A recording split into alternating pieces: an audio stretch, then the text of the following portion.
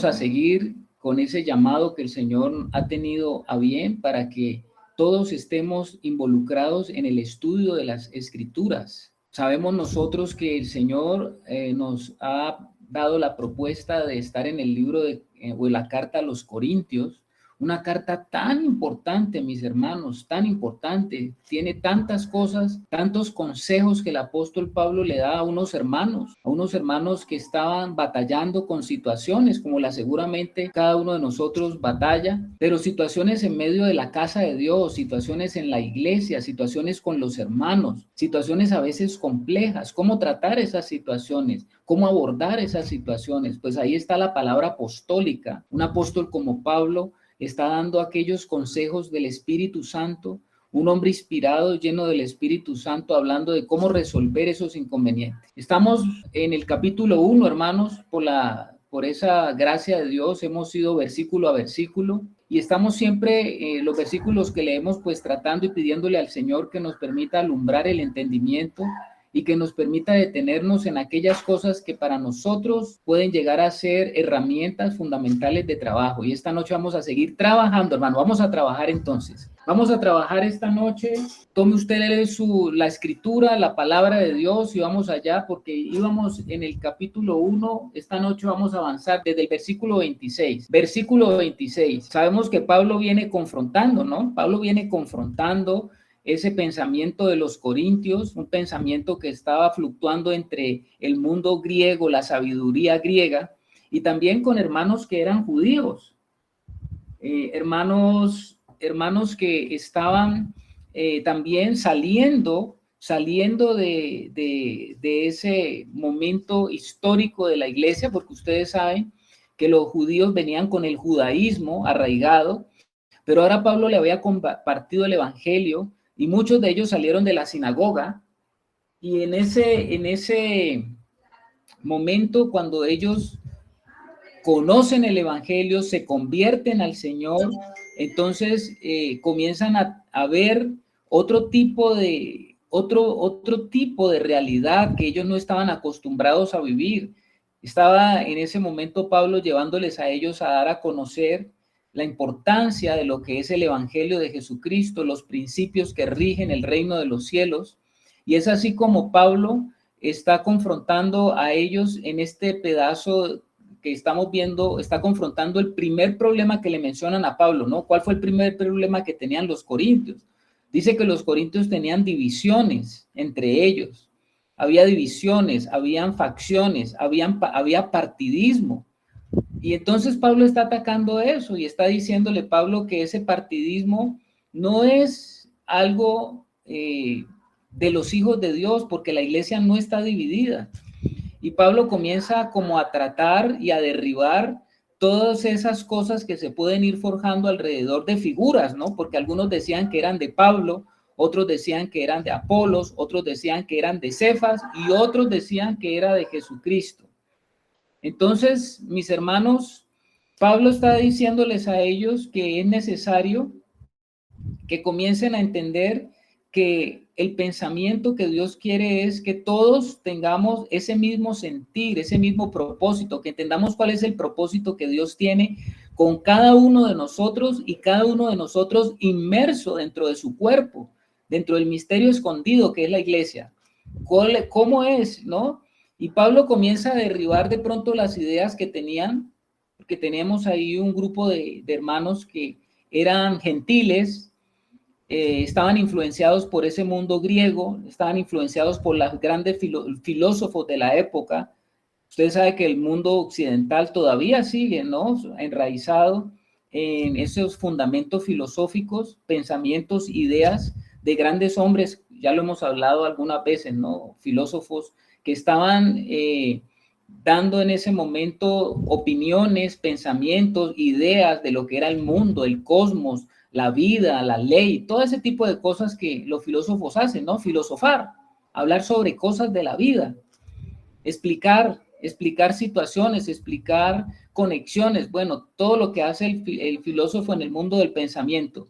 Y quizás muchos griegos que se convirtieron al Señor, pues creían que podían equiparar al evangelio con una forma de pensamiento, con una forma de idea, con una forma de expresión que tenía que ver con el pensamiento filosófico. Y Pablo comienza a destruir eso, ¿no?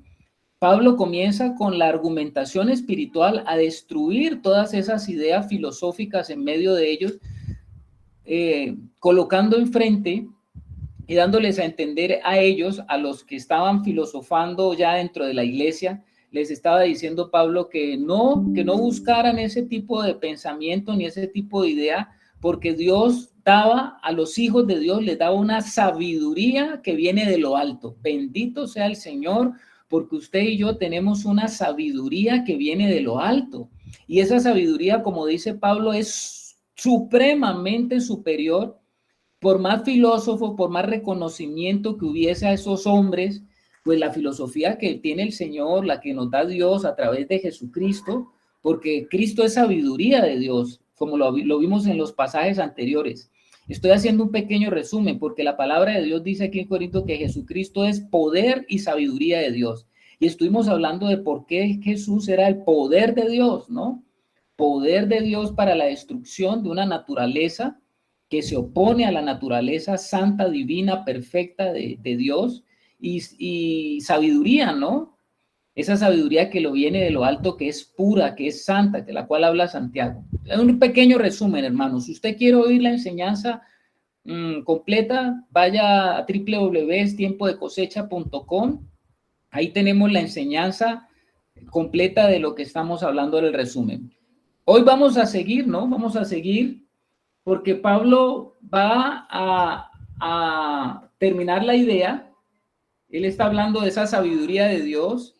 Él está hablando de lo que como Dios en su sabiduría ha hecho estremecer la sabiduría humana, porque la sabiduría de Dios es una sabiduría que nos muestra la grandeza de Dios mismo. Vamos del versículo 26 hasta el 29. Voy a leerlo. O si me lo lee el hermano por aquí, ¿el hermano Adelmo vino hoy? Presente, hermano. No falta, no falta. A ver, hermano Adelmo, usted por favor léeme con voz tranquila, pausada, serena, desde el versículo 26 hasta el versículo 20, a ver, desde el 26 hasta el 29. Amén, hermano. Dice así la palabra aquí en el versículo 26 de 1 Corintios. Pues mirad, hermanos, vuestra vocación, que no sois muchos sabios según la carne, ni muchos poderosos, ni muchos nobles, sino que lo necio del mundo escogió Dios para avergonzar a los sabios, y lo débil del mundo escogió Dios para avergonzar a lo fuerte, y lo vil del mundo y lo menospreciado escogió Dios, y lo que no es, para deshacer lo que es, a fin de que nadie se jacte en su presencia.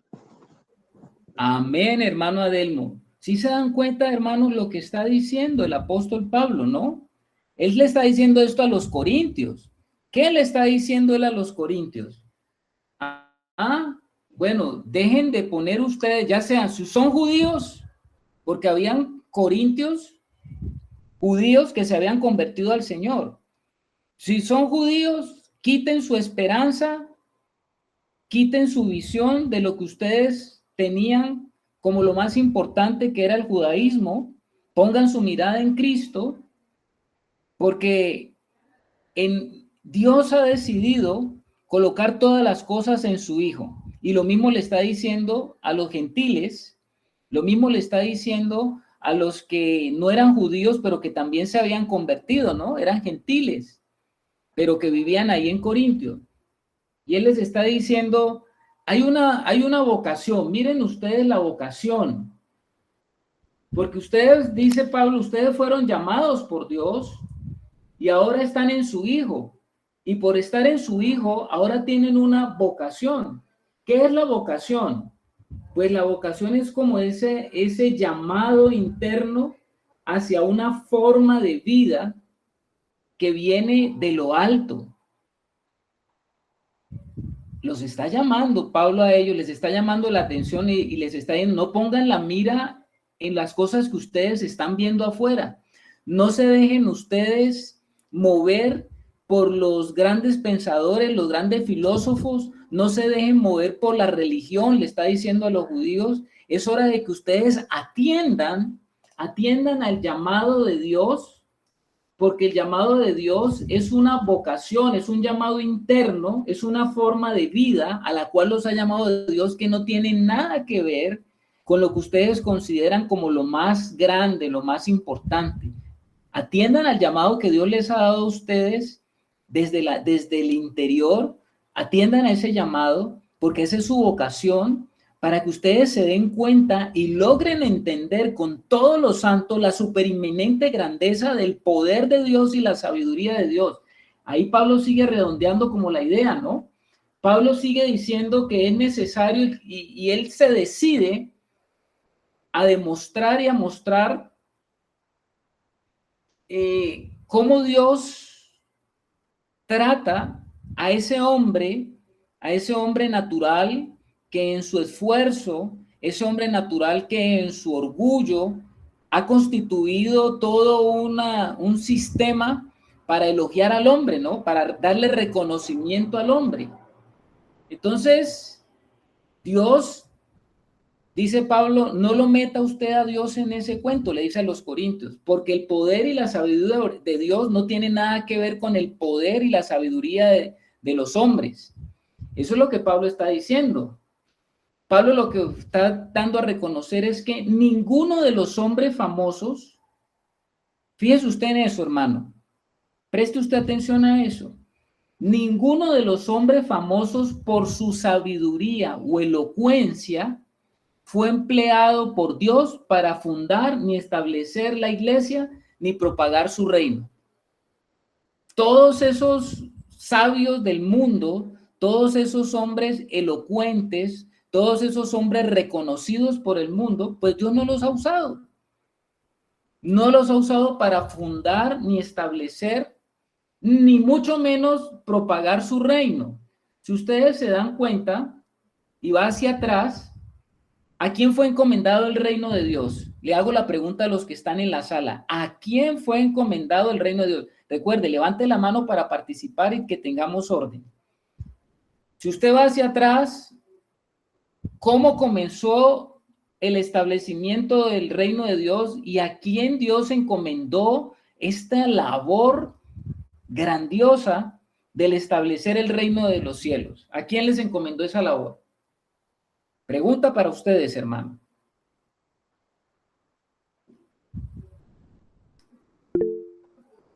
Hermano Germán. Maite primero, mi hermano. Ok, hermana María Teresa. Tienes el micrófono cerrado, hermana. El micrófono está cerrado, María Teresa, hermana. Tienes que abrirlo. No te escuchamos. Bueno, Germán, entonces, porque parece que tiene problemas María Teresa. Bueno, pues cuando el Señor empieza a llamar hombres, pues uno ve hombres completamente sencillos, uno no ve la gente importante del pueblo de Israel, sino que llama pescadores, llama por ahí un recaudador de impuestos, llama a hombres comunes y sencillos, ¿no? Hombres que tenían la misma cotidianidad de cualquier persona con sus problemas del día a día y incluso hasta de pronto personas que no tenían ningún grado de importancia, no convocó a los eruditos pues del fariseísmo ni nada de esas cosas, sino a los hombres sencillos. Efectivamente, mi hermano Germán, gloria a Dios. A ver, usted es el gerente de una empresa. Voy a ponerle a usted, lo voy a poner en esta situación. Usted es el gerente de una multinacional. Y usted, como gerente de esa multinacional, tiene y se le ha dado la facultad de contratar un personal que a usted le ayude a establecer su empresa en varios lugares del mundo, porque es una multinacional.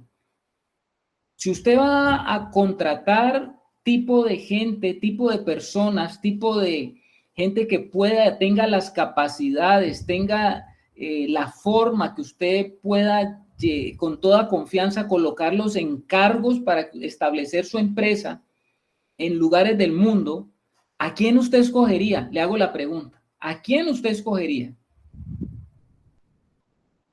Si usted tiene la capacidad de hacerlo, contratar a quien usted quiere, ¿a quién usted escogería? Es una pregunta, ¿no? Al más idóneo, al más calificado. ¿Estamos de acuerdo en eso, hermanos?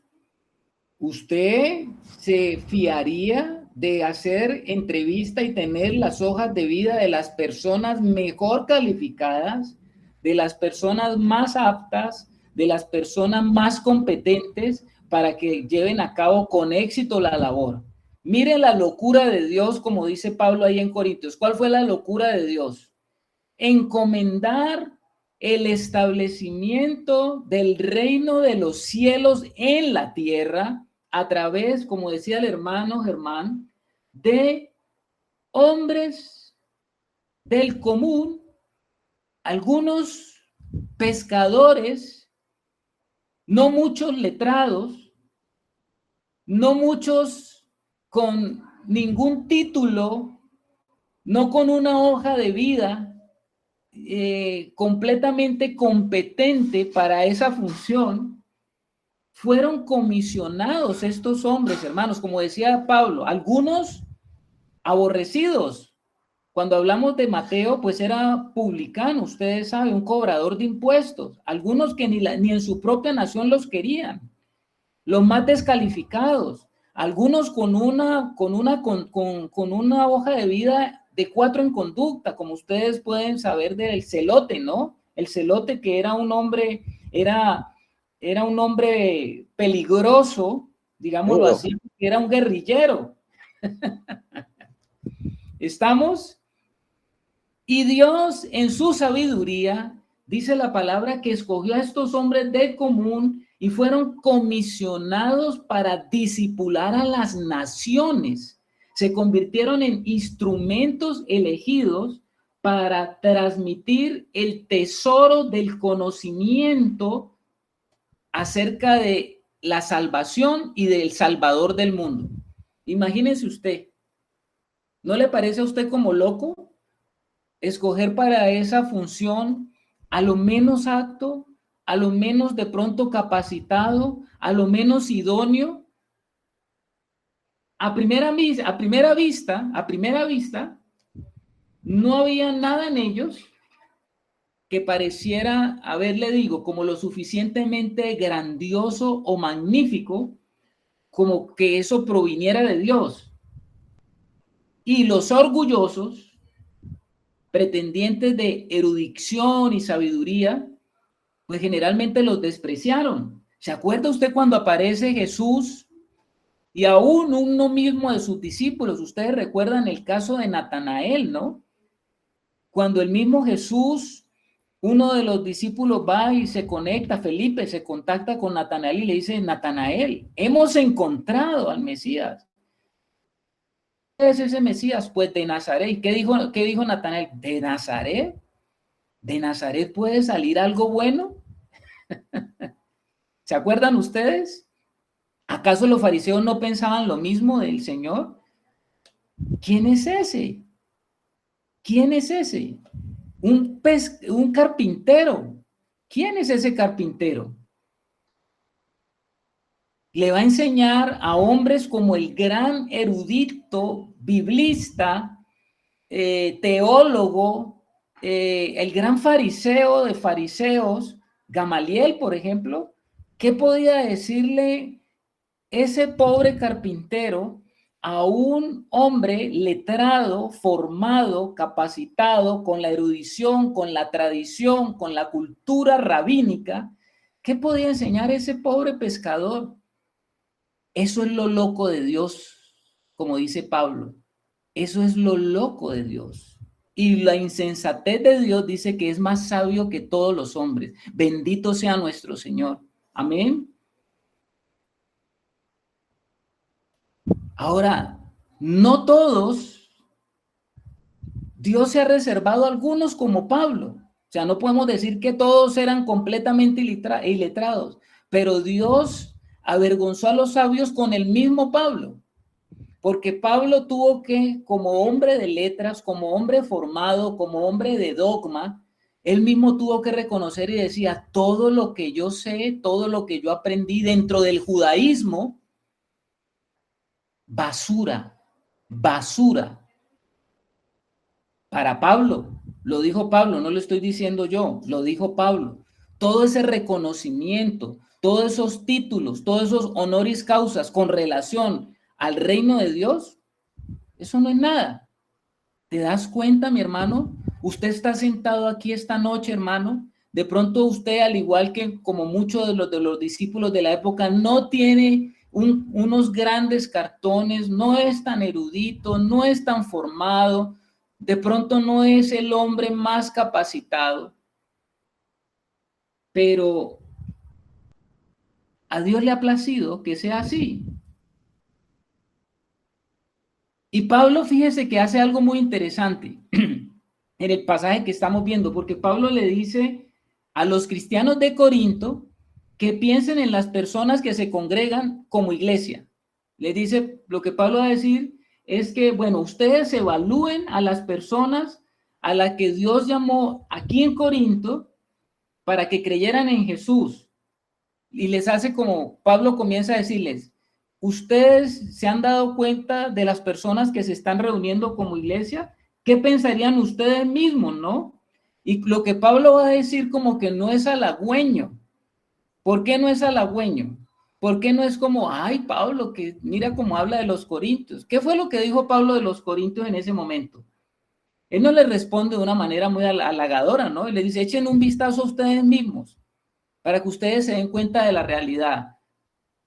Lo que Pablo está tratando de decir es que muchos de ellos, de esos corintios que se reunían y se congregaban, no eran sabios según los estándares de reconocimiento humano. No, muchos de ellos, quizás la mayoría, no tenían doctorados, no eran académicos, no eran oradores hábiles como los filósofos que tenían una capacidad de oratoria para debatir con elocuencia. Muchos de los cristianos de Corinto eran personas del común y en general no eran tampoco hombres de gran poder en el mundo. O sea, no tenían esos lugares de poder, no dirigían a ningún ejército, ni tampoco dirigían grandes corporaciones. Tampoco eran unos que poseían muchas riquezas, ¿no? Ahora, ¿por qué lo estoy diciendo? Porque lea lo que dice Primera de Corintios, ¿no? Lo que acabamos de leer en el versículo 26. Pues mirad, hermanos, mire usted a la congregación de los que se reúnen con usted. Mire su vocación, que no son muchos sabios según la carne, ni muchos poderosos, ni muchos nobles. Ni muchos nobles, les está diciendo Pablo. Tampoco había muchos que hubiesen nacido en una familia de nobleza, o sea, que no eran muchos con alcurnia, con pedigrí. En ese sistema de vida, seguramente que si hubiera habido alguno de esa categoría, pues habría tenido algún reconocimiento especial, pero Pablo no habla de eso. ¿Qué es lo que Pablo confirma de esas personas, de los corintios, al echar una mirada al interior de la congregación? Decían que muchos eran, ¿cómo eran?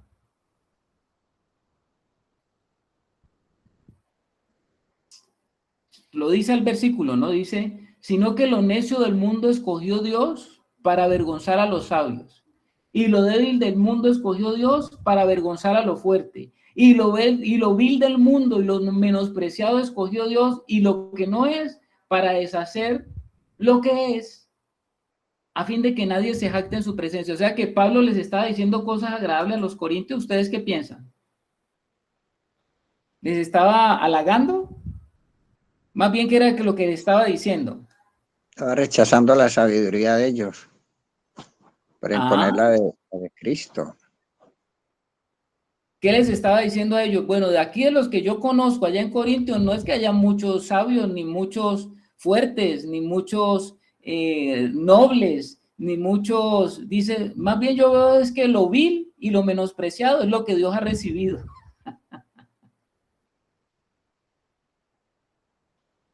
¿Por qué Dios hará algo así? ¿Por qué Dios querrá hacer algo así? Escoger a gente como usted y como yo. Es muy probable que los corintios se estaban engolosinando tanto con esa sabiduría que creían que tener esa sabiduría era lo mejor, o tener esas prácticas religiosas según los judíos era lo mejor, o tener esas tradiciones judías era lo mejor.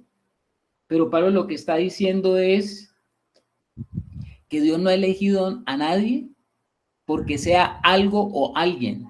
Dios hace y ha elegido es al que no es nada. Ellos no fueron elegidos por su grandeza, sino por la grandeza de Dios. A Dios le encanta reprender la idolatría de la sabiduría humana. Y a menudo lo hace eligiendo y utilizando las cosas más insignificantes o necias del mundo. Por eso es que Pablo está diciendo que Dios llama a los débiles e ignorantes. Ahora, no exclusivamente, pero Dios tiene cierta predilección por los débiles e ignorantes. Y cuando hablo de debilidad y cuando hablo de ignorancia, es aquellos que no conocen nada, aquellos que no entienden nada de las realidades eternas. No estoy queriendo decir que Dios dice que sea mejor un necio o un inculto, ojo con eso, que eso no es lo que quiero decir. Más bien lo que estoy diciendo y lo que está diciendo Pablo es que la sabiduría y la educación más excelsa o premium del mundo no nos puede traer a las cosas de arriba, no nos puede llevar al entendimiento de las cosas de arriba, no nos puede llevar a la salvación, no nos puede llevar al encuentro con el que Dios ha determinado. Por eso es que Dios ha avergonzado a los fuertes, a los sabios y a los grandes. ¿Por qué? Porque Dios quiere que no es que Él esté exaltando a los débiles, a los incultos o a los indignos, sino que Dios está rebajando a todos a un mismo nivel. A todos nos rebaja a un mismo nivel. ¿Por qué a todos nos rebaja a un mismo nivel? Porque el problema del hombre es uno solo. No es que haya muchos problemas. Finalmente, el gran problema del ser humano es la condición y la naturaleza en la cual el ser humano quedó. Porque el ser humano quedó en una naturaleza que es una naturaleza totalmente contraria a Dios, que es una naturaleza totalmente caída, que es una naturaleza que se opone a Dios, que es una naturaleza que evade a Dios. Y por eso Dios, a pesar de todo lo que el hombre logra en su forma, en sus sistemas creados por el hombre, nunca nada de lo que hace el hombre podrá llegar a ser lo necesario para alcanzar las cosas de arriba. Y eso es, a todos nos pone Dios bajo el mismo rasero, ¿no? ¿Estamos ahí, hermanos? ¿Estamos hasta ahí bien? Hermano Germán, cuéntenos. Pues mi hermano, me llama la atención lo que la palabra nos está enseñando porque es totalmente contrario como al mensaje humano, ¿no? Cómo ha cogido tanta fuerza todas estas charlas de autosuperación, todos estos coaching, donde lo que uno ve es por el contrario, es hombres muy elocuentes, hombres con una capacidad de convencimiento, diciéndole a los demás, usted puede, usted puede, usted puede. Incluso muchos de estos hombres utilizan la misma palabra de Dios, utilizan versículos bíblicos, pero con el propósito de levantar el alma caída y decirle, usted tiene la fuerza para hacerlo. Y creo que eso es hasta como ese principio donde el mismo Satanás le dijo a Eva que si usted come esa serpiente, del fruto, pues usted será igual a Dios. Entonces, como que animando al alma y arengándola de que ella puede y de que ella puede comerse al mundo y de que ella puede ganar esa gloria del mundo. Y aquí vemos que el Señor nos está diciendo que no se trata de la gloria del mundo, sino de la gloria de Él, porque si nosotros estamos en busca de la gloria del mundo, pues nosotros no servimos para los propósitos eternos, ni nuestra capacidad, ni nuestra elocuencia, ni nuestra sabiduría humana que es diabólica, como dice Santiago. Amén, hermano, muchas gracias. Qué bueno, hermanos, qué bueno. Qué bueno que esta noche podamos meditar en eso, ¿no? Pues mirad, hermanos, vuestra vocación. Hermanos, piensa en la vocación que usted tiene ahora que recibió al Señor. No sé hace cuánto usted recibió al Señor. Él lo ha llamado a usted para algo grande, a pesar de que no somos nada, porque eso es lo que Dios nos pone a todos en el mismo rasero, ¿no? A pesar de que no somos nada, Dios ha decidido darnos todo. Dios a sus hijos ha decidido entregarles todo, a pesar de que ellos no eran nada, no estábamos en nada, no teníamos nada, no podíamos nada. Y Él, por el hecho de que le hemos creído, ha decidido darnos una vocación, ese deseo interno de avanzar hacia las cosas eternas, de avanzar hacia las cosas que verdaderamente valen, de avanzar hacia el tesoro escondido. Hermanos, ¿tienes ese deseo en tu corazón ya puesto? Claro que sí. El Espíritu Santo es el que ya tiene tanto el querer como el hacer. Ahora falta es que tú te decidas con el Espíritu Santo trabajar en lo que Dios te ha entregado. Pues mirad, hermanos, mire usted, hermanos, que no soy muchos sabios según la carne. Mírese usted mismo, ¿no? Ni muchos poderosos, ni muchos nobles. Dios no cogió a los ricos de este mundo, ¿no? El mismo Señor Jesús, que es el Rey de Reyes, Señor de Señores, no nació en cuna de oro. Para que nadie se gloríe por eso, ¿no? Porque el mismo Señor Jesús nació en un pesebre. Y siendo el Rey del mundo, nació en esas condiciones. Y así le ha placido a Dios. Ni muchos poderosos, ni muchos nobles, sino que lo necio del mundo, lo necio, ¿quién es lo necio? Lo que está completamente lejos de Dios, que no quiere de Dios, que a lo de Dios le llama malo. Eso es lo necio del mundo, y así estábamos nosotros, sin ciudadanía, no estamos en ciudadanía en este mundo, sino que lo necio del mundo escogió Dios. ¿Para qué escogió lo necio del mundo? Dice la palabra, Pablo está diciendo, para avergonzar a los sabios.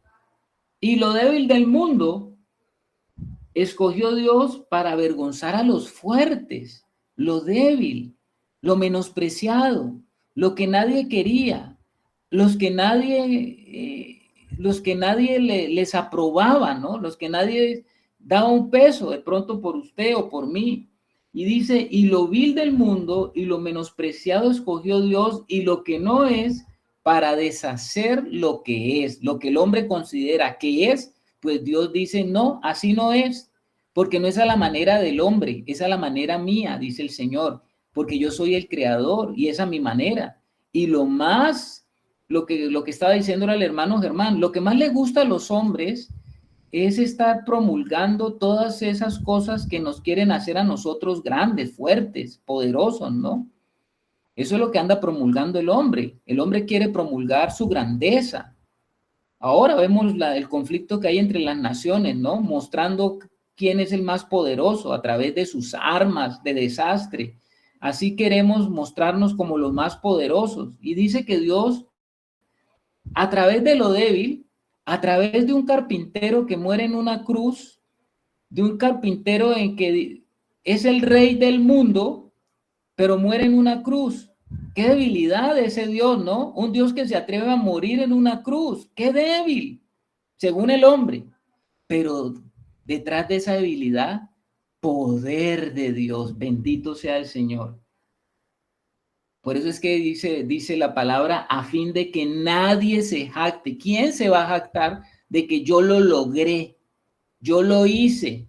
Yo pude obtener el cielo por mis recursos. Yo alcancé lo que Dios quería por mi propia fuerza, porque yo me propuse, porque yo obré y operé grandemente. ¿Quién puede decir eso y quién se puede jactar delante de Dios? Vamos al versículo 30 y al versículo 31, que me parece que es muy importante, hermanos. Dice Pablo, más por él, ¿de quién está hablando, no? De Cristo. Más por él, o sea, por Dios, perdón, estáis vosotros en Cristo Jesús, el cual nos ha sido hecho por Dios sabiduría, justificación. ¿Qué más dice? Santificación y redención, para que, como está escrito, el que se gloría, gloríense en el Señor.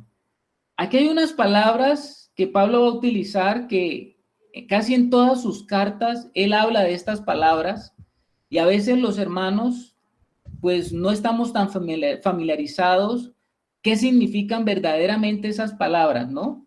Entonces vamos a tratar de dar un poco de enfoque para que vamos teniendo en clara estas palabras. Mire, Pablo utiliza por lo menos palabras que a veces las escuchamos y no sabemos realmente de qué tienen que ser. No lo digo por todos, hay muchos hermanos que sí, pero hay otros que no. Entonces, ¿cuáles son esas palabras? Dice, mas por él estáis vosotros en Cristo Jesús, el cual nos ha sido hecho por Dios sabiduría. Bueno, la sabiduría, ya estuvimos hablando sobre que Cristo es poder y sabiduría de Dios, pero aquí aparecen tres palabras que a veces no logramos cómo encajarlas para entenderlas, porque está hablando que Cristo nos ha sido hecho a nosotros, dice justificación, santificación y redención. A ver, preste atención a eso, ¿no? Vamos a ver esas palabras, ¿no? ¿Qué es lo que nosotros necesitamos en nuestra condición caída, hermanos? Todo ser humano que está en esa condición vil y menospreciable. ¿Por qué vil y menospreciable? Delante del reino de los cielos, todo el que está destituido de la gloria de Dios es un vil y es menospreciable para Dios, en el sentido de que esa persona que está destituida de la gloria de Dios perdió todo, menospreció todo, y todos nacemos en esa condición porque en Adán recibimos esa herencia. Entonces, ¿qué necesita un ser humano que está en esa condición? Pues ser salvado. Los corintios habían recibido la visitación de Dios. Y ya algunas veces lo hemos hablado, que Pablo estuvo en Corintio y Pablo estuvo allí y Dios decidió establecer iglesia en Corintio.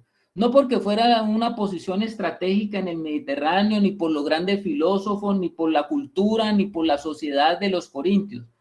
Dios decidió que allí en Corintios debía expresarse la iglesia, debía expresarse su reino, porque Dios le plació que por gracia, la gracia de Dios es lo único que puede explicar su obrar en medio de ellos, que es por gracia, no porque ellos fueran lo mejor, porque ustedes saben que hasta los corintios eran menospreciados, ¿no? En el Mediterráneo se les reconocía a ellos como una gente bien promiscua. Ustedes se acuerdan que hablamos de la palabra corintiar, que significaba como que era gente que estaba dedicada a la fornicación. Y cuando una persona tenía esos rasgos de fornicación se le llamaba que estaba corintiando. Bueno, son expresiones que eran reconocidas en esa época. Eso estuvimos ya hablando también de eso. Entonces ustedes se dan cuenta de que Dios decidió llegar allí a través de un hijo suyo como Pablo, de un embajador del reino, porque Pablo era un embajador del reino. Dios decidió colocar embajada del reino de los cielos en Corinto. ¿A través de quién? Pues a través de un hombre que fue a llevar y a establecer el reino de los cielos allá, que fue el apóstol Pablo. Y la obra de Dios se estableció en Corinto, no por ellos, sino a pesar de ellos, a pesar de lo que ellos eran. Entonces, en esa necedad que es el hombre natural, en esa ignorancia, en esa ceguera que tiene el hombre natural para las cosas de Dios, nosotros sabemos que ese hombre natural que busca entender las cosas con su propio razonamiento es un hombre que es para Dios necio. Por eso Dios tuvo que enviar a su hijo, porque el hijo no tiene sabiduría, el hijo es sabiduría de Dios, él es la sabiduría. Y el que es hecho sabiduría vino a nosotros. Ya tenemos la sabiduría dentro de nosotros. La sabiduría de nosotros es la persona de Jesucristo, ¿no? Él es la sabiduría de Dios. Nosotros, como hijos, sabemos que ahora tenemos al Señor, que es la sabiduría de Dios, lo tenemos dentro de nosotros. Y sabemos que cuando estábamos sin el Señor, nosotros fuimos declarados culpables, muy contrarios a la justicia que Dios espera de seres creados. Eso lo entendemos. ¿Cómo así, hermano Carlos?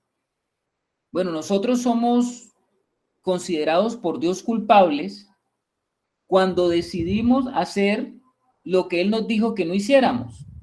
Él tenía un derecho legal de decir y de poner las reglas del juego, vamos a decirlo de esa manera, hablando en términos de justicia. Dios como creador tenía la facultad de poner las reglas del juego. ¿Cuál fue la regla del juego que puso el Señor cuando creó al hombre? Él colocó un solo mandamiento, ¿no? ¿Cuál fue ese solo mandamiento que Él colocó allá en el huerto en la creación? De todos los árboles ustedes pueden comer, pueden disfrutarlos. Solamente de este árbol, el único mandamiento de Dios en el huerto era: no comerás de este árbol del conocimiento del bien y del mal, porque el día que él coma vas a morir. Ese fue el único mandamiento. ¿Tenía Dios derecho a colocar esa regla? Sí. ¿Por qué? Porque Él es el creador y Él sabe cómo funcionamos y Él sabe qué espera del hombre y Él sabe qué el hombre necesita también saber y conocer. Eso lo sabe Dios, ¿no? Entonces, por eso dice que Cristo nos es hecho justificación, mas por Él estáis vosotros en Cristo Jesús, el cual nos ha sido hecho por Dios sabiduría, y va a hablar también el apóstol de la justificación. ¿Qué es la justificación, hermanos? De acuerdo a lo que estamos hablando y lo que viene hablando Pablo. La justificación es un proceso legal en el ámbito espiritual que nos permite acercarnos a Dios. Te lo voy a repetir. Es un proceso legal en el ámbito espiritual que nos permite acercarnos a Dios. Eso es la justificación. Es justo que nos podamos acercar a Dios solo cuando se resuelva nuestra condición legal de separación. Aquí quiero que ustedes, hermanos, me digan si se perdieron o estamos bien. ¿Estamos bien o nos perdimos? Porque vamos a hablar de esta justificación que Pablo habla en muchas de sus cartas, habla de la justificación. ¿Estamos bien allí o hay algo que no está claro? Bueno, hay un silencio ahí en la sala. Bueno, Luz Estela y otros hermanos dicen que está bien. ¿Para todos está bien? Espero que sí. El hombre fue destituido de la presencia de Dios por comer del árbol que no debería de comer.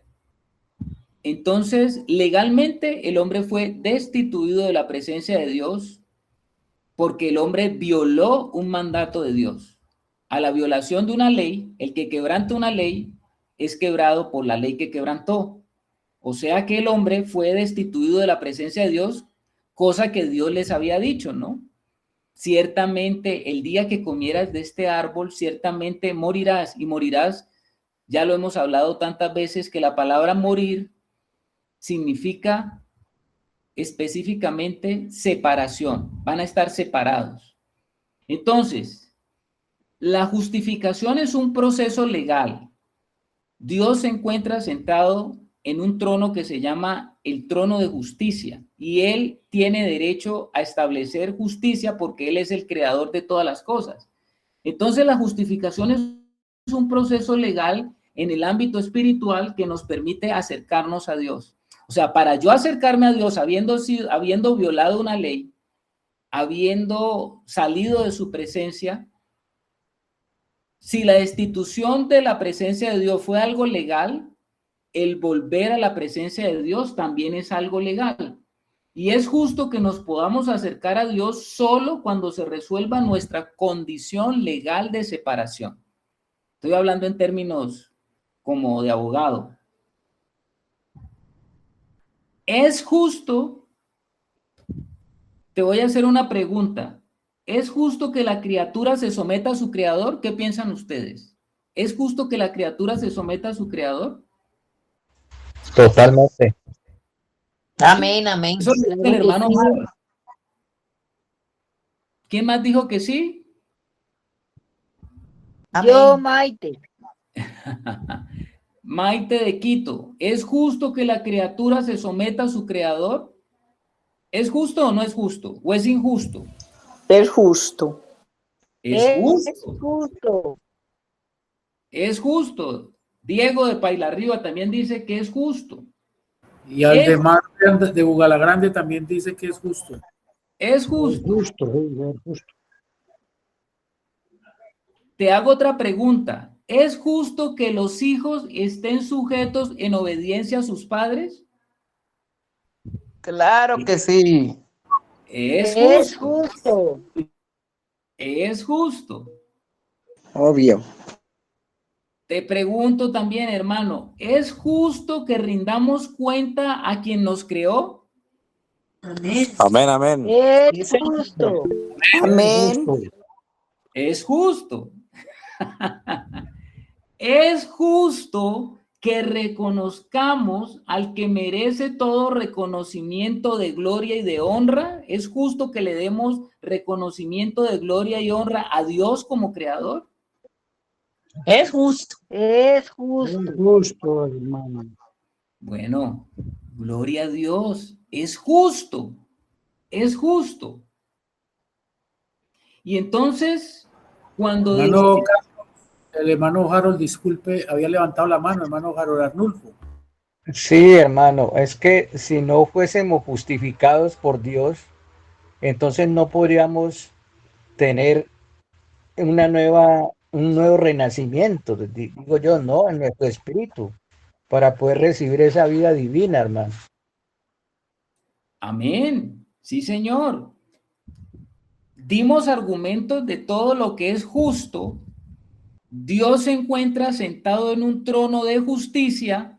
Si nosotros salimos de la presencia de Dios porque cometimos, en Adán todos pecamos, por cuanto todos pecaron y están destituidos de la gloria de Dios, es porque era justo que la criatura debía de obedecer al Creador, que la criatura debía someterse a su Creador. Era justo que el hombre como hijo de Dios estaba sujeto a la obediencia de su padre. Era justo que Adán rindiera cuentas a Dios, que fue el que le dio órdenes y le estableció un mandamiento. Era justo que Adán reconociera que Dios tiene toda la gloria y toda la honra y que no podía Adán despreciar esa gloria y esa honra que tenía Dios. Por tanto, como era algo legal, el hombre tuvo que legalmente salir de la presencia de Dios. Violó el mandamiento, violó la ley, violó lo que Dios le había dicho que no hiciera, lo hizo. Fue justo que saliera. Entonces, por eso hablamos de que ahora el hombre tiene que ser justificado, porque así como salió por algo justo, ahora tiene que, para poder Dios acercar al hombre nuevamente, tiene que el hombre volver a Dios por un motivo o por una razón o por algo que le ayude al hombre a estar cumpliendo la justicia de Dios.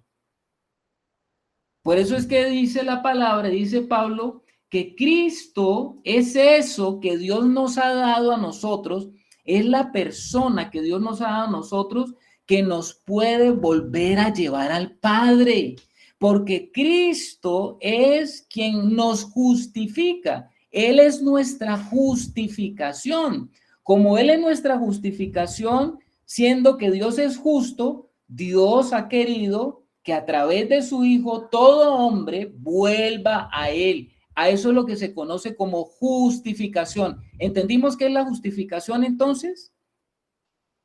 ¿Qué es la justificación? Amén.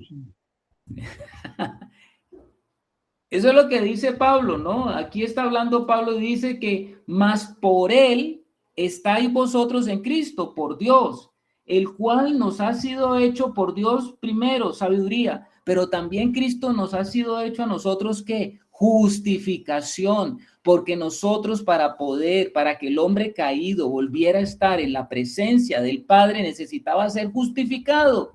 ¿De qué manera? Pues alguien tenía que pagar por nosotros, alguien tenía que pagar el daño que hicimos, alguien tenía que restablecer la ley rota, la ley quebrada, alguien tenía, y por eso Cristo fue hecho nuestra justificación. ¿Entendemos ahora un poquito más a qué se refiere la palabra o Pablo cuando hablaba de justificación, hermanos? Gloria a Dios, hermano. Bueno, gloria a Dios.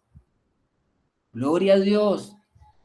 Cristo es nuestra justificación delante del Padre. Bendito sea el Señor, porque si no hubiese habido una manera justa de volvernos a traer al Padre, pues no podríamos estar en su presencia, porque es justo que paguemos si la embarramos. Es justo que el hombre pague si la embarró.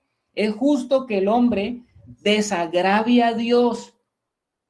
Ahora, como el hombre no podía hacerlo por sí mismo, Dios fue el que tuvo que dar la provisión.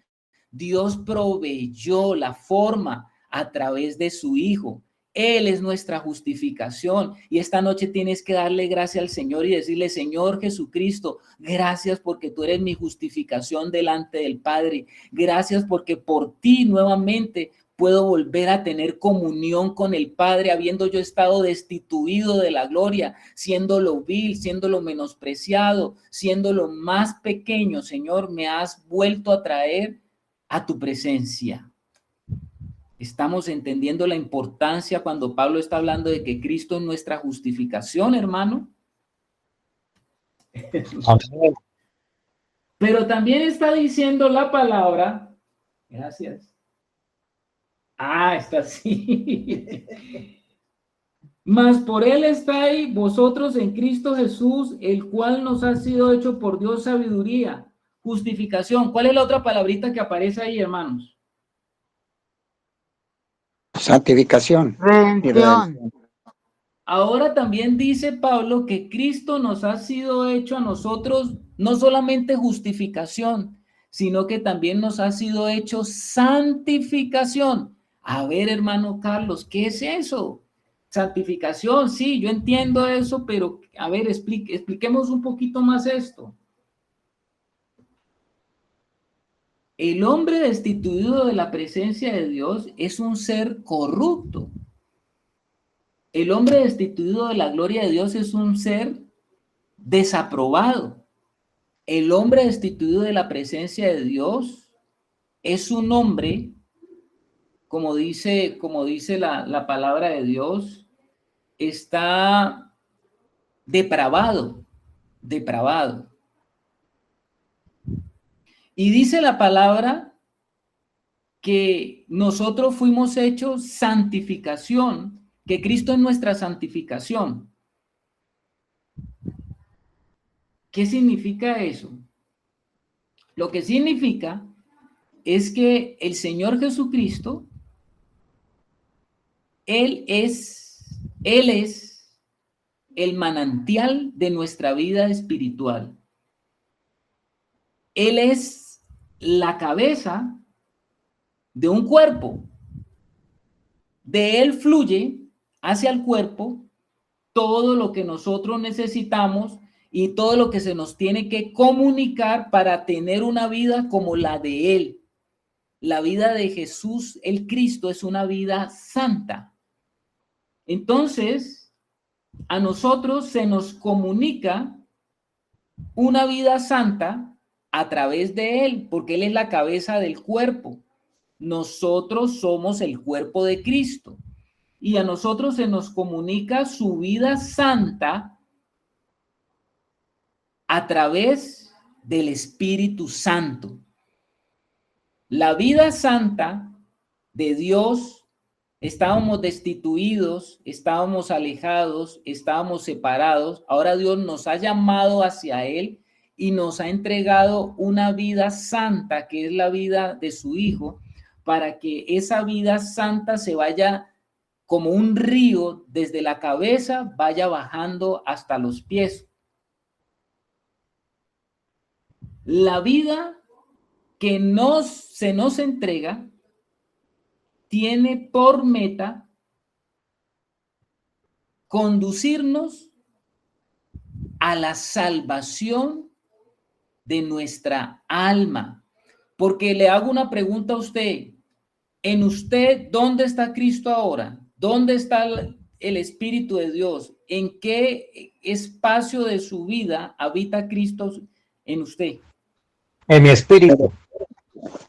Todos estamos de acuerdo que en el Espíritu, Dios es Espíritu y Él solamente puede tener comunión con nosotros a través del Espíritu. Cuando nosotros recibimos a Cristo, cuando nosotros lo recibimos, la vida de Dios ahora está en nuestro espíritu. Pero nosotros sabemos que nosotros no somos solamente espíritu, que nosotros somos espíritu, alma y cuerpo. Cuando nosotros recibimos al Señor, la vida santa de Él, que está en el espíritu, comienza a correr por todo nuestro ser.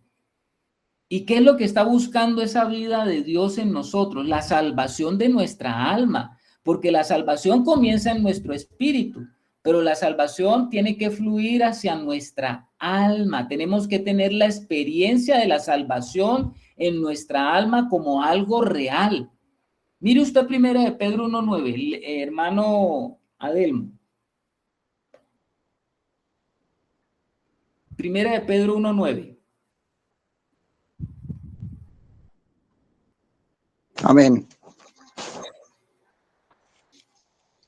Dice así la palabra en primera de Pedro 1:9, obteniendo el fin de vuestra fe, que es la salvación de vuestras almas. ¿Cuál es el fin de la fe nuestra?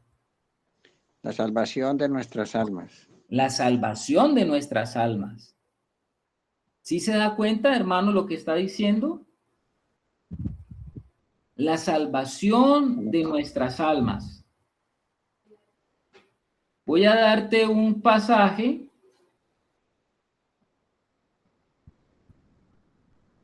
Vamos a ver qué pasaje es este. Lo tengo aquí. Dice, en esa voluntad somos santificados mediante la ofrenda del cuerpo de Jesucristo hecha una vez para siempre. ¿Qué pasaje es ese, hermanos? Que no tengo la cita aquí. ¿Lo tenemos de pronto? En esa voluntad somos santificados mediante la voluntad del cuerpo. A ver.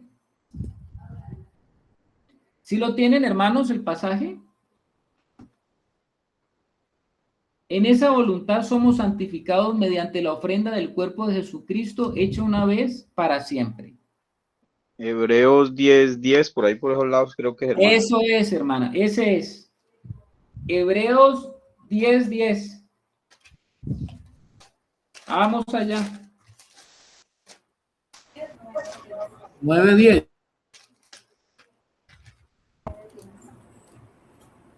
Hebreos 10. Es 10:10. Hebreos 10 dice, En esa voluntad somos santificados mediante la ofrenda del cuerpo de Jesucristo hecha una vez para siempre. ¿Qué significa eso, hermanos, cuando estamos hablando de la santificación? Te lo voy a leer en otra versión, el mismo pasaje, para que vamos entendiendo un poco más. Ese mismo pasaje que es Hebreos 10:10, lo voy a leer en otra versión de la Escritura. Dice, y al haber cumplido Jesucristo la voluntad de Dios, ofreciendo su propio cuerpo una vez por todas, nosotros todos hemos quedado consagrados a Dios. Es el mismo pasaje de, en esa voluntad somos santificados mediante la ofrenda del cuerpo de Jesucristo hecha una vez y para siempre. ¿Qué es lo que significa estos pasajes, mis hermanos, con relación a la santificación? La vida que nos entrega el Señor Jesucristo, que es su propia vida, Él se dio en la cruz del Calvario, nos entregó su propia vida, y por esa ofrenda que Él hizo, Él es la ofrenda perfecta que estaba esperando Dios, ¿no? Por eso es que Hebreos dice que fue una ofrenda hecha una sola vez y para siempre, porque esa es la ofrenda perfecta que Dios dio al hombre para escapar de la triste realidad en la cual se encontraba.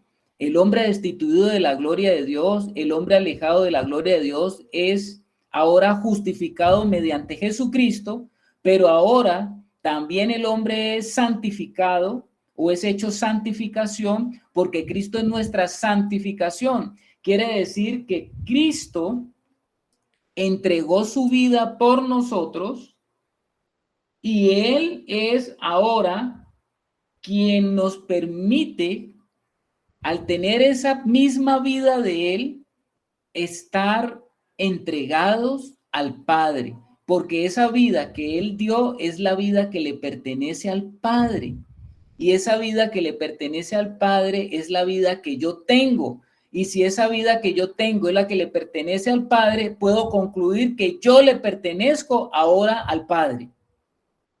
¿Estamos, hermanos? ¿Lo entendemos? Amén, amén. Yo le pertenezco al Padre porque tengo la vida de Cristo en mí, y la vida de Cristo en mí es la vida que me permite a mí tener esa relación y comunión con el Padre. Si no fuese por esa vida, no podría yo tener comunión con el Padre. Entonces, nosotros somos llamados santos por el hecho de que el Señor se ofreció como sacrificio y Él ahora, por su presencia en nuestras vidas, nos permite ser terreno que posee las características de pertenencia a Dios. Somos pertenencia de Dios, somos su pertenencia, por eso es que somos santos.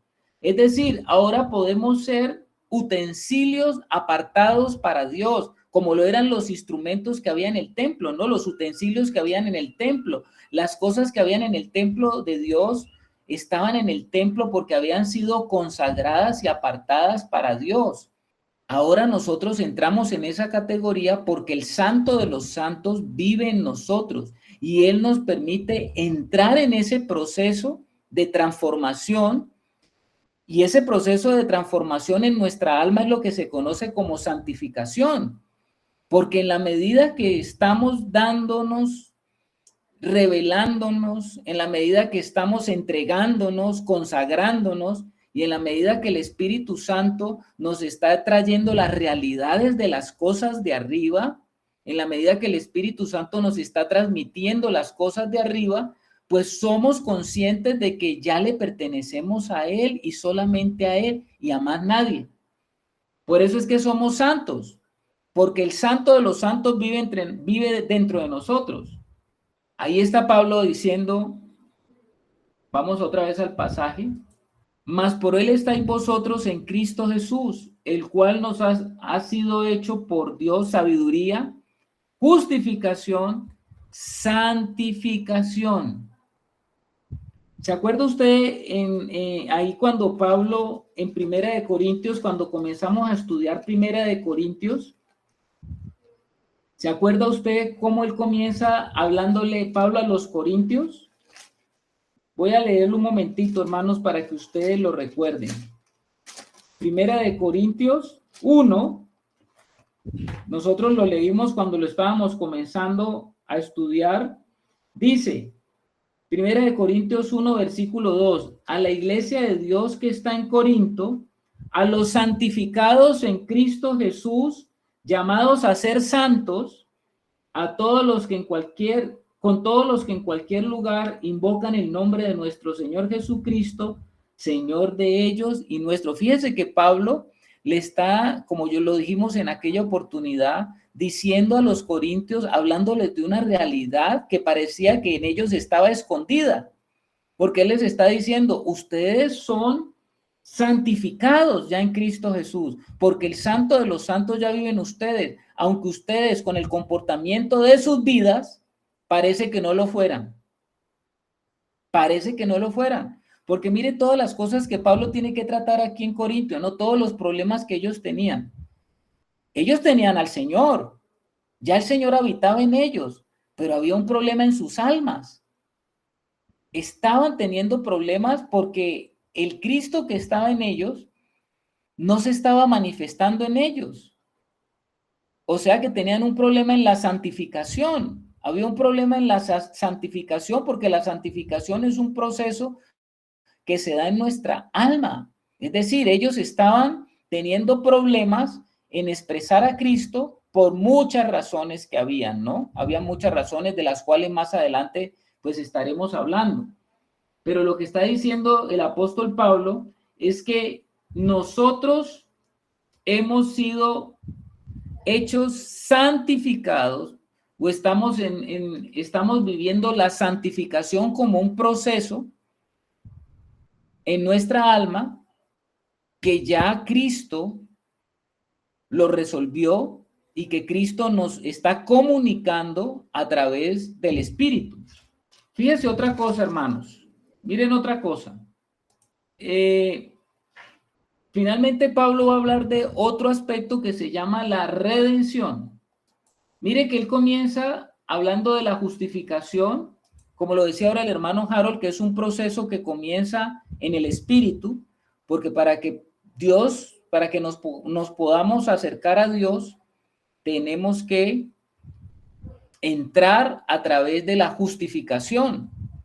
La justificación es un proceso que nos permite legalmente entrar a la presencia de Dios y convertirnos legalmente en hijos de Dios.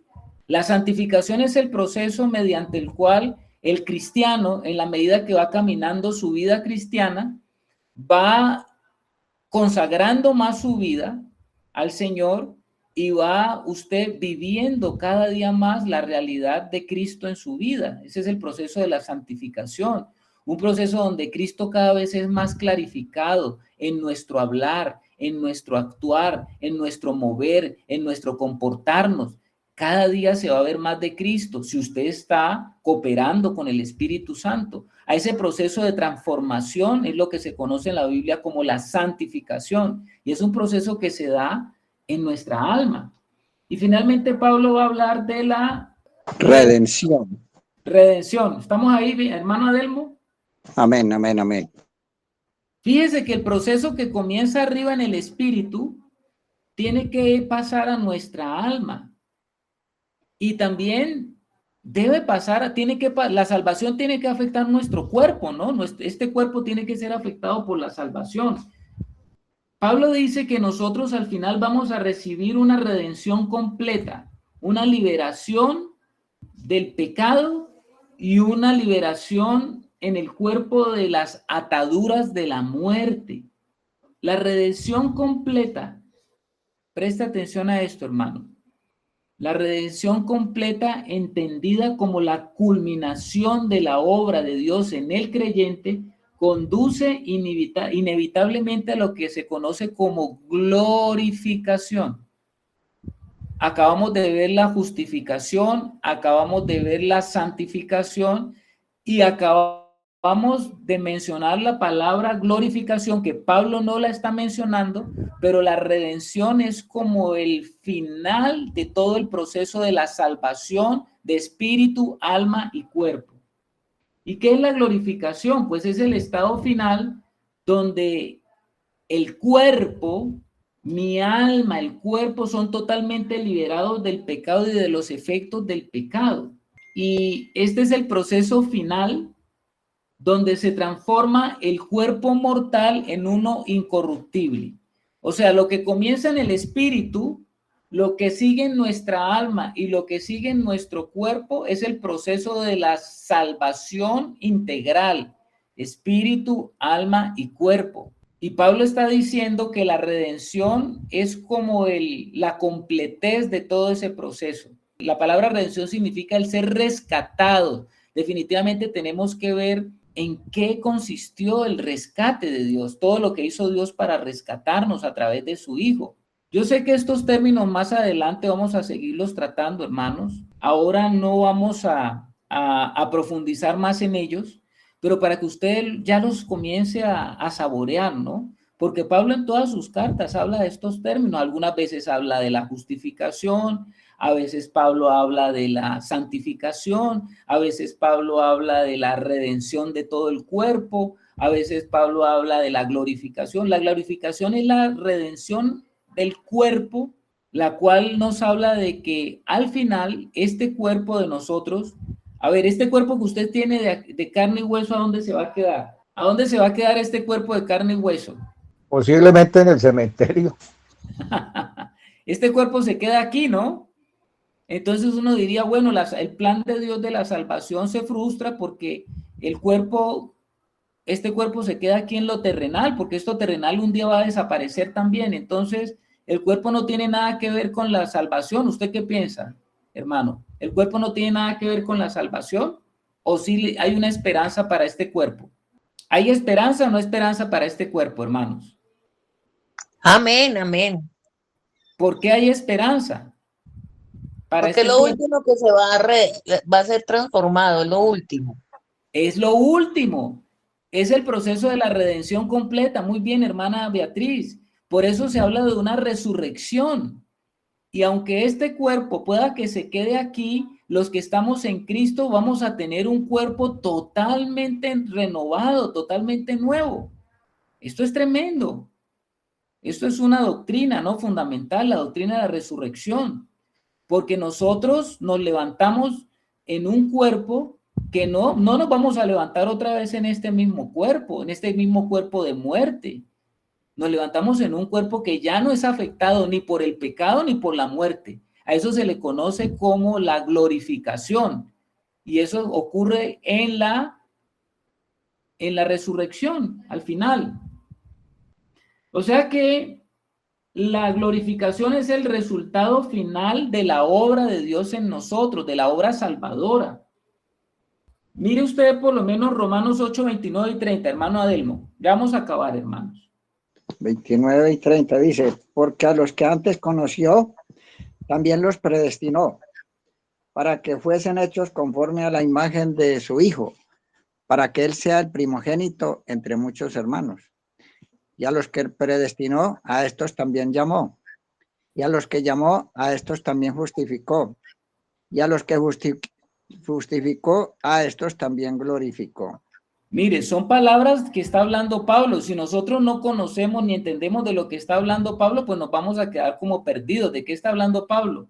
Pablo está hablando de un proceso, ¿no? Porque la salvación comienza en nuestro espíritu y se va dando hacia todo nuestro ser, espíritu, alma y cuerpo. Y cada operación de la salvación en espacios diferentes toma esos nombres, ¿no? La justificación, la santificación, la glorificación tiene que ver con la transformación de nuestro cuerpo. La justificación tiene que ver con la transformación de nosotros para entrar en el espíritu. La santificación tiene que ver con la transformación de nuestra alma y la glorificación tiene que ver con la transformación de nuestro cuerpo. Entonces, fíjese usted, hermanos, que ahí dice, y Pablo habla de esos términos y nos vamos a ir familiarizando cada vez más. y en la medida que los estemos viendo, pues los vamos a entender más y vamos a ver que son doctrinas fundamentales, ¿no? Dentro de la palabra de Dios. Te voy a leer ese mismo pasaje, te lo voy a leer en otra versión que dice de la siguiente manera: nuestros débiles cuerpos serán destruidos, pero Él los transformará en cuerpos gloriosos como el suyo. Esto lo hará con el mismo poder con que controla todo el universo. Mire lo claro que es en otra versión, ¿no? Ahora Pablo va a terminar diciendo: mas por Él estáis vosotros en Cristo Jesús, el cual nos ha sido hecho por Dios sabiduría, justificación, santificación y redención, para que, como está escrito, el que se gloría, gloríese en el Señor. ¿Dónde se encuentra nuestra alabanza, hermanos? ¿En qué nos debemos de alabar? ¿En qué nos debemos de gloriar? ¿O no nos debemos de gloriar en nada? ¿Qué es lo que está diciendo Pablo? Eso se lo está diciendo a los corintios, ¿no? Que se gloríe en el La Señor. cruz de Cristo. El que gloríese, ¿en qué es que debe gloriarse? El que En el gloríese, Señor. gloríese en él. ¿Hay motivos para que nos gloriemos? Sí, sí hay motivos para que nos gloriemos. ¿Por qué hay motivos que nos gloriemos? Porque estamos en Él. Y si estamos en Él, vaya lo que nos espera. Vaya lo que nos espera. Si usted está en Él, hay cosas que usted ni yo de pronto podemos entender de lo que nos espera. Pero si estamos en Él, Dios ha reunido todas las cosas en Cristo para que nosotros, al estar en Él, tengamos ya certificada una herencia que estamos esperando. Comenzamos a disfrutar esta herencia, pero ahora tenemos apenas el anticipo de esa herencia. Pero vamos a tener una herencia mucho mayor. Entonces, por eso es que dice, por allá decía el profeta Jeremías, en Jeremías 9, 23 y 24, el profeta dice que no se alabe el sabio en su sabiduría, ni el rico en sus riquezas, ni el valiente en sus valentías. Alabes en esto y es el que debe de alabarse, el que me conoce y me entiende. ¿Se han escuchado ese pasaje, verdad? Esos son, dice, los que deberían de alabarse, el que conoce y entiende al Señor. Hay un motivo, ¿no? Cuando nosotros estamos viendo cómo termina Pablo ese pensamiento en la carta primero de Corintios, nos damos cuenta de que él le está diciendo a los corintios que los corintios no tienen nada de qué gloriarse en sí mismos, ni en su carne, ni en el mundo, ni en sus cosas, sino que lo que les dice el Señor a los corintios es: quien se gloríe, gloríese. Pero el que se gloríe, gloríese en algo verdaderamente que tiene fundamento para gloriarse. Y lo único que tiene fundamento en esta vida para gloriarse es el que tengamos al Señor. Si usted tiene al Señor, puede gloriarse. Gloriarse de que usted tiene lo que Dios espera que todo hombre tenga. Lo que Dios espera que todo hijo de Dios tenga. Dios espera que todo hijo de Dios pueda disfrutar de lo que Él ha entregado a todos sus hijos. Entonces, hermanos, Pablo ahí termina ese pensamiento y esa idea del capítulo 1, colocando y confrontando a los corintios, diciéndole que no había motivo para que ellos se gloriaran en lo que ellos estaban viendo, en los filósofos, en los judíos religiosos, en los judíos que tenían todavía unas tradiciones. Él les estaba diciendo: no hay motivo para que ustedes se gloríen en esas cosas. Yo les voy a explicar, es lo que está diciendo Pablo, de que usted debe de gloriarse, que esta noche usted quede con la completa convicción, hermanos, que el tener al Señor Jesús es sabiduría de Dios, porque Cristo es poder de Dios y sabiduría de Dios.